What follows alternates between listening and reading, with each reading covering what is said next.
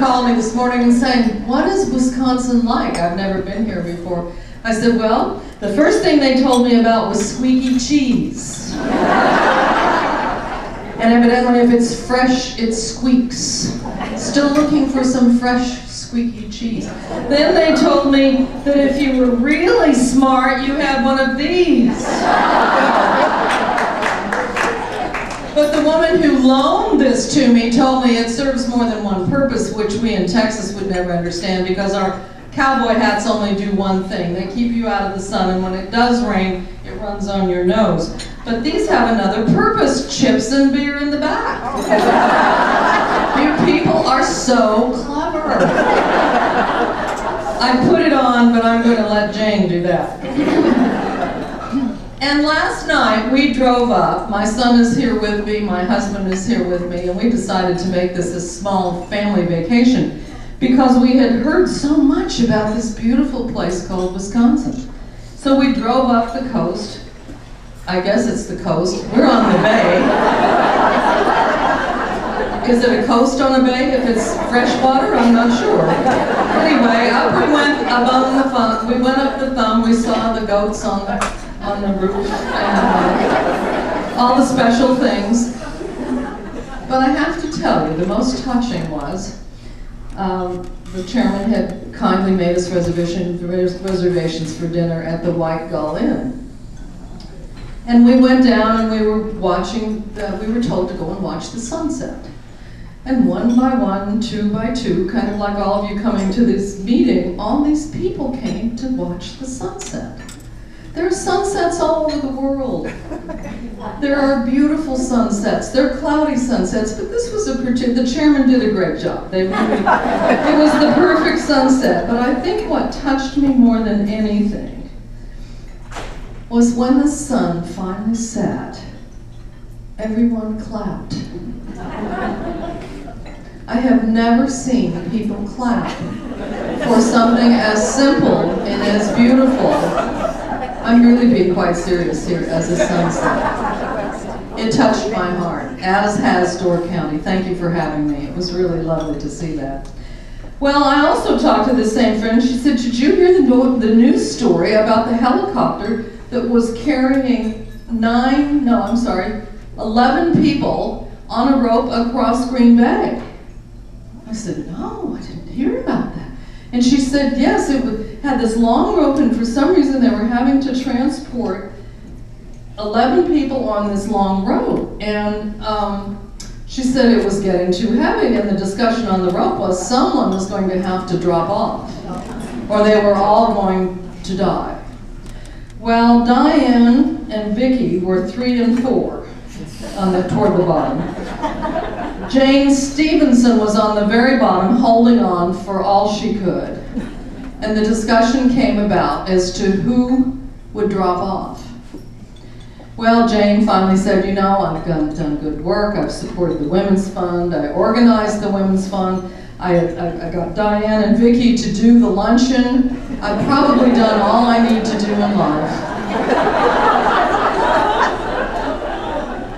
And the men that were above her were so touched.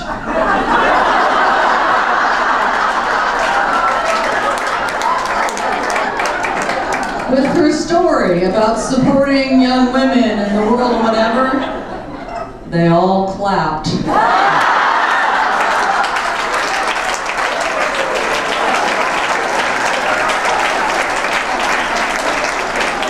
Not only is Jane Stevenson smart, she's savvy. You know, I think that's something special about women. Women are savvy. We are savvy. We're cute, we're fun, we're clever, we love our men, and let me say, my dear sweet husband, and I think there are 5 men here, but today it's about the girls. Because girls do genuinely care about each other. And I think maybe men are too busy being husbands, maybe they're too busy doing whatever, but I just don't think they have the camaraderie that we have as women. In fact, you heard about my Clowns Who Care kind of donation of my time. Can you imagine that my clown name is Sassy the Sheriff? That may surprise you, but strangely enough, My speeches and my stories go way back. In fact, today I'm a Medicare girl and I'm darn proud of it.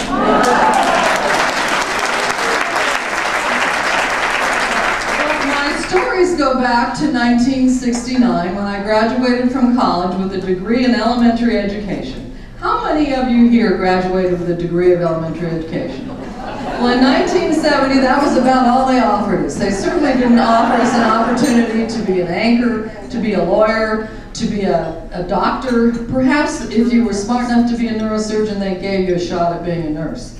And the nurses were equally as smart as the doctors. Opportunity was rare.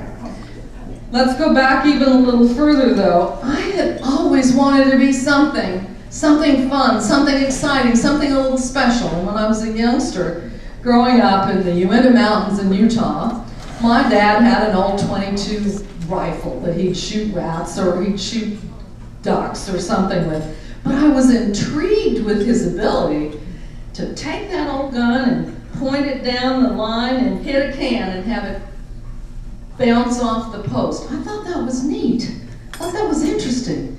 I thought that was an interesting skill. Well, I brought that can.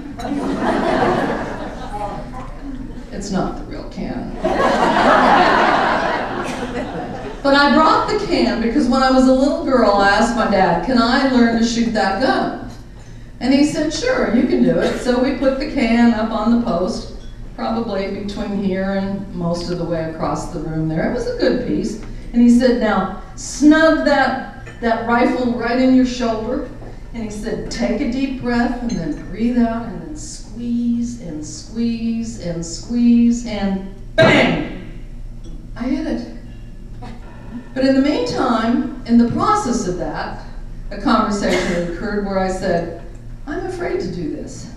I'm scared to do this. And I put the gun down and I said, I'm just, you know how little girls can be whiny. I said, I can't do this, I'm too scared. Well, my dad was quite the smart man and he looked at me and he said, honey, if you want to have an interesting life and if you want to shoot that can off the post, then you just need to do it scared. And that's been a mantra that I've carried with me my entire life because time and time again in my reinvention of myself, it has come up again and again that I would have an opportunity to do things that would scare most people to death. And that's the one thing I say to women. I think there's a tendency of women to think, well, being scared is kind of cute.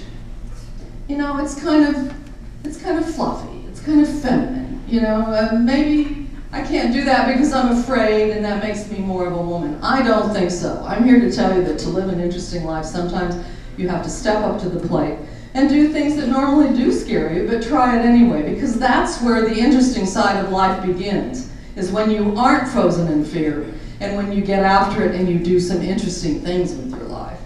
Now, I don't ascribe to the situation where they say these kids that are wearing these t-shirts that say, no fear, because there simply is not such a thing. Everyone's afraid. Everyone's afraid of what won't happen, what will happen, what's going to happen. And I'm saying today, let's talk about it as a day-to-day process. And it's a reinvention process. I think what I've learned, and it's kind of something that in the 70s, you know, we were all looking in the women's movement, we wanted it all. We wanted everything. We wanted to make money. We wanted to have children. We wanted to wear suits. We wanted to wear big gold earrings with pussycat bow ties. What I have found over the years is you really can't have it all. But you can live your life if you're not afraid to try in interesting chunks, in interesting segments. And don't beat yourself up about the fact that maybe you can't do everything all in one section, because if you keep it up, there are a lot of sections down the line. With that said, I graduated from the University of Colorado in 1969 with my elementary education degree. The problem was I didn't get my MRS degree. Nowadays, young women say to me, oh, the Masters of Related Science. And I say, yes, absolutely. I didn't find a husband. I left the University of Colorado unengaged, unencumbered, and with the whole world as my oyster. I've had very little opportunity. Lucky for me, in 1970, the Dean of Women at the University of Colorado had kind of recruited me to be involved in the community of our women. I was president of the Panhellenic Association, active in the sorority system, and I had become a spokesperson for folks that weren't actually in the street protesting Vietnam and protesting in everything they could find. It was a difficult time. It was almost like a civil war in 1970, 1969. It was a tough time. But she called this congressman and she said, I think this girl would be a good employee for you. First question he said was, can she type? Didn't matter that I had a degree, didn't matter who I was, didn't matter that I could shoot tin cans off a post. The problem for him was, could I type? And in that, I look back at one of the first things I was scared of. I was scared to admit I could type because I thought I would never be more than a backroom secretary, because I wanted to make some impact. I wanted to do something important. And in those days, secretaries and teachers, and they're wonderful people, they run the world, let's be realistic about that. But there wasn't much opportunity other than that. But I said, sure, I can type, but I can also think. Well, I got the job, and 2 months later, a friend of mine said, you won't believe this, but they are hiring female bodyguards for Tricia Nixon. I said, really? And she said, oh, but I'd be afraid to do that. You have to shoot a gun.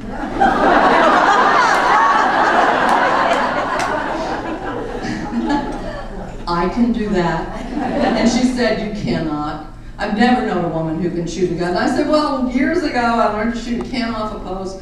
And remarkably, my high school had a rifle team. An old gal named Teach Wentworth that had actually started a rifle shooting, a target shooting team for women at our university. I mean, at our high school, there was no Title I, there were no basketball, there was no tennis, there was no bowling, there was nothing for women to succeed in the athletic field, except our little rifle team. And remarkably, going back to the count on the post, I was pretty good. I ended up being one of the top national rifle competitive shooters in the country in 1965.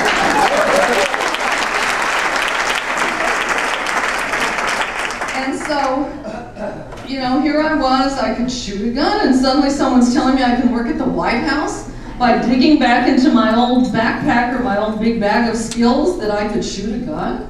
And she said, well, that's one of the requirements. Remarkably, I was interviewed by a man named Clint Hill, who you may remember, he's just written a book called The Kennedy Detail. He was the man who pushed and saved Jacqueline Kennedy Onassis back into the limousine after the assassination of John Kennedy in Dallas. He called me, and at that point he was the head of recruiting. He said, we have decided to hire women in the Secret Service for the first time in the 100+ years history of the Secret Service.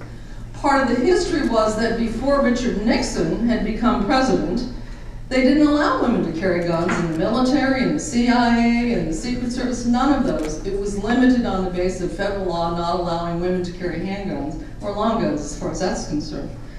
Anyway, Clint Hill asked me a few questions about what I would do if I was traveling with Jacqueline Kennedy, and if she did not want me to come along on this particular venture that she was going on and told me to stay in the car, how would I handle that? And I said, well, if you want me to save her life, I don't suppose I can stay in the car. So I was 21. Imagine that. These questions about how I would keep some of the most important people safe, out of harm's way, and alive were being asked me by a historical figure like Clint Hill. Remarkably, I passed the test. And I was one of the first 5 women hired. I'm actually in the history book. And I find that really amazing. And in hiring the 5 of us, suddenly the Secret Service changed its attitude about women. And now we have, not enough, but we do have a number of women that now serve the country in the position of being a Secret Service agent. Well, my first assignment was to the White House.